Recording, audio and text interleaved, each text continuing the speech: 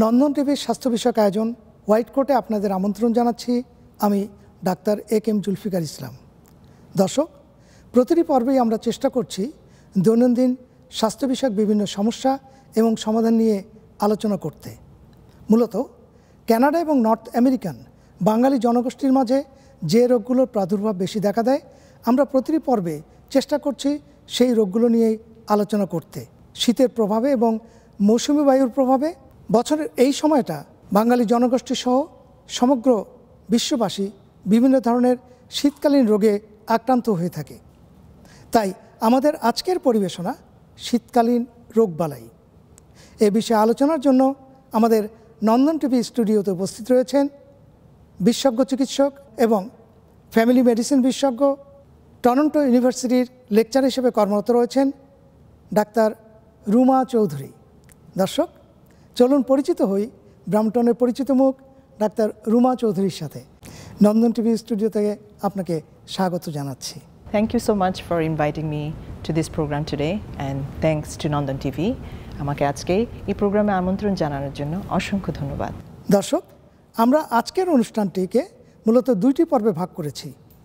প্রথম পর্বে আমরা আলোচনা করব শীতকালীন রোগবালাই নিয়ে।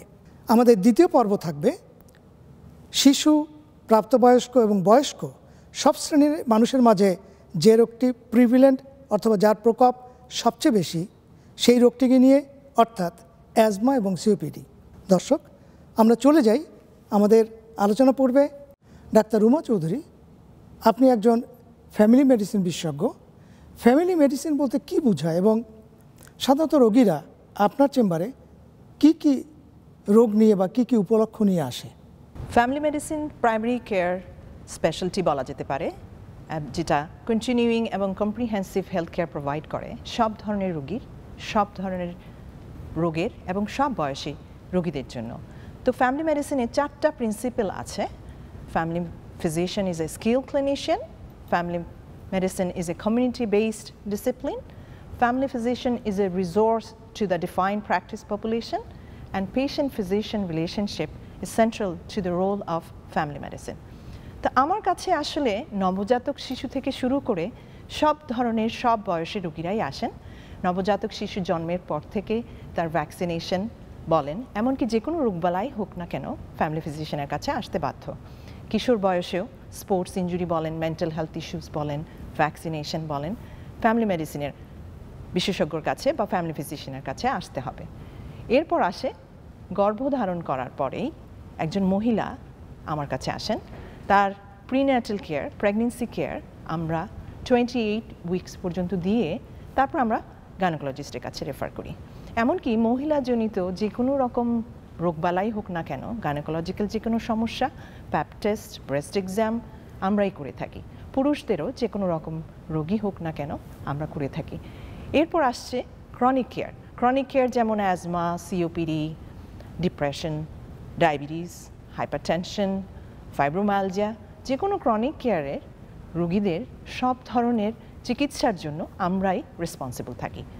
এরপর আসে যখন বৃদ্ধ বয়স্ক রোগীদের ডিপ্রেশন হয়, অস্টিওপোরোসিস হয়, এমনকি ডিমেনশিয়া জনিত যে সমস্যাগুলো হয় আমরা তা টেক কেয়ার করে থাকি।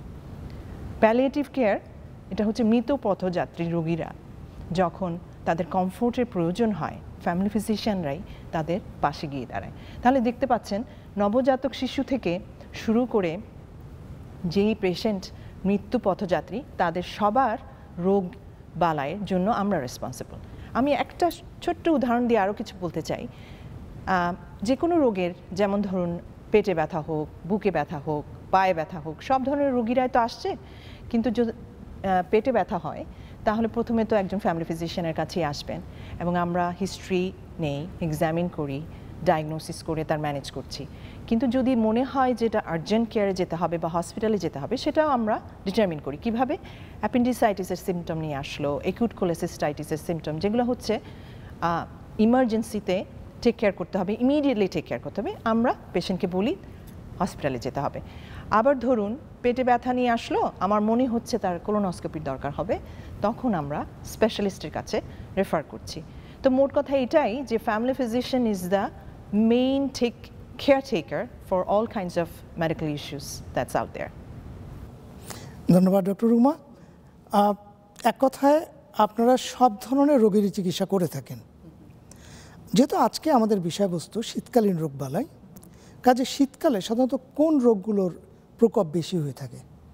শীতকালে আপনার সবচেয়ে কমন আমি বলবো সিজনাল ফ্লু, ইনফ্লুয়েঞ্জা ভাইরাস দিয়ে যেটা হচ্ছে, কমন কোল্ড, রাইনোভাইরাস বা আরএসভি ভাইরাস দিয়ে যেসব রোগ বালাই হচ্ছে ওটারও প্রকোপ অনেক বেশি। এছাড়া আছে আরএসভি ভাইরাস দিয়ে একিউট ব্রঙ্কাইটিস, ব্রঙ্কিওলাইটিস, নিউমোনিয়া এগুলো হয়। আর ছোটদের দেখা যায় যে স্ট্রেপ্টোকক্কাল থ্রোট ইনফেকশন, ইয়ার ইনফেকশন, সাইনাস ইনফেকশন, এমনকি দেখা যায় অ্যাজমা বা সিওপিডির এক্সারবেশন আমরা এই উইন্টারেই বেশি দেখে থাকি। ধন্যবাদ ডক্টর রুমা। আমরা অনুষ্ঠানের শুরুতে বলেছি যে আজকের বিষয়বস্তুর প্রথম অংশ থাকবে হচ্ছে শীতকালে রোগবালাই, বিশেষত শিশুদের হাইলাইট করে আজকের আমাদের প্রথম অংশটা পরিচালনা করার চেষ্টা করছি, যেহেতু শিশুরা ভালনারেবল গ্রুপ এবং যদি আপনি সব ধরনের রোগ নিয়ে আলোচনা করছেন, সব ধরনের রোগ নিয়ে চিকিৎসা করেন, তো আপনার কাছে আমি আরেকটি জিনিস জানতে চাই যে আমাদের শিশুরা এরা তো মুখে কথা বলতে পারে না এবং শিশুদের ইমিউনিটি কম থাকে। আমি একবারে ছোট শিশুদের কথা বা নবজাতকদের কথা বলছি। তো এই জাতীয় শিশু যাদের ইমিউনিটি কম, যারা মুখে প্রকাশ করতে পারছে না, এই সমস্ত শিশুদের বাহ্যিক কী লক্ষণ দেখে মারা বুঝতে পারবে তাদের শিশুটি অসুস্থ? হ্যাঁ, শিশুরা যখন এই শীতকালীন রোগের আক্রান্ত হন তাদের দেখা যায় যে একটু স্নিজিং হচ্ছে, একটু কাশি হচ্ছে, অথবা হালকা জ্বর হচ্ছে। 2-3 দিনে ঠিক হয়ে গেলে তো হলোই, আসতে হবে না। কিন্তু যদি লিঙ্গার করে এবং দেখা যাচ্ছে যে নবজাতক শিশু বলেন বা টডলার্স বলেন, ওরা খাওয়া বন্ধ করে দিয়েছে, খাচ্ছে না এবং খুবই ইরিটেবল এবং ক্র্যাঙ্কি, ঘুমাচ্ছে না, তাদের ইউরিন আউটপুট কমে গেছে এবং দেখা যাচ্ছে তাদের জ্বর হয়েছে এবং 3-4 দিনেও কমছে না, জ্বর বেড়েই যাচ্ছে, কাশিও বেড়ে যাচ্ছে। মোট কথা হচ্ছে সিমটম যদি গ্র্যাজুয়ালি ওয়ার্সেন হয় অবশ্যই ডাক্তারের শরণাপন্ন হতে হবে। আর যদি মনে হয় যে না, বাচ্চাটা খাচ্ছেই না, তার শ্বাসকষ্ট বেড়ে যাচ্ছে, হাই ফিভার এবং ইন্টারকোস্টাল টাগিং বলি আমরা যখন শ্বাসকষ্ট হয়, হ্যাঁ, ইনড্রয়িং ইন্টারকোস্টাল স্পেস যদি হয়, এগুলো হচ্ছে ওয়ার্নিং সাইন, রেড ফ্ল্যাগস, তখন কিন্তু ইমিডিয়েটলি হসপিটালে নিয়ে যেতে হবে। তো আমরা ইউজুয়ালি আমাদের মাদেরকে ওভাবে গাইড করি এবং ওরা বেশি দেরি না করে এই ধরনের সাইন দেখলে ইমিডিয়েটলি ওরা হসপিটালে নিয়ে যায়। আর যদি মনে হয় যে না, সিমটমগুলো not that bad, just for few days, তারপরে আমরা এনকারেজ করি যেহেতু বেবি আসুক, and then we guide them and we give them proper advice and how to take care of the baby. আপনাদের কাছে যেতে বলছেন প্রথম অবস্থায়, যদি কোনো সিমটম কোনো সিভিয়ারের দিকে না যায়, যেটা বুঝতে হবে যে কতটুকু সিভিয়ার অবস্থা আছে বাচ্চাদের।